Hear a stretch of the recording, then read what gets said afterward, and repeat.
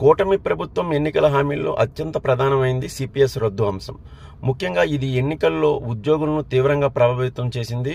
ఖచ్చితంగా సిపిఎస్ రద్దు మీద ఏడాదిలోగా ఒక పూర్తి స్థాయిలో చర్చించి ప్రభుత్వ ఉద్యోగులకు అనుకూలంగా నిర్ణయం తీసుకుందామని పవన్ కళ్యాణ్ గారు కానీ ఇటు చంద్రబాబు గారు కానీ హామీ ఇచ్చారు. దాన్ని పూర్తి స్థాయిలో ప్రభుత్వ ఉద్యోగులు కూడా నమ్మారు.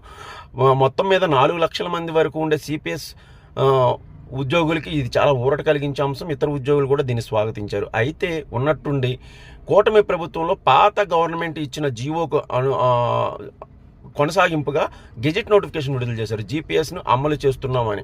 ఇది పూర్తిగా వైసీపీ ప్రభుత్వంలో తీసుకున్న నిర్ణయం. కూటమి ప్రభుత్వానికి ఏమాత్రం సంబంధం లేదు. అయితే దీన్ని మాత్రం ఏ అధికారులు గెజెట్ నోటిఫికేషన్ వరకు తీసుకువెళ్లారు అనేది మీద పూర్తి స్థాయి విచారణ జరగాలి. లేకపోతే భవిష్యత్తులో తీసుకునే విధానాలు అలాగే పాలసీల మీద కూడా ఈ విషయం పక్కదోవ పడుతుంది. ప్రజలను కూడా గందరగోళపరిచే అవకాశం అయితే ఉంటుంది.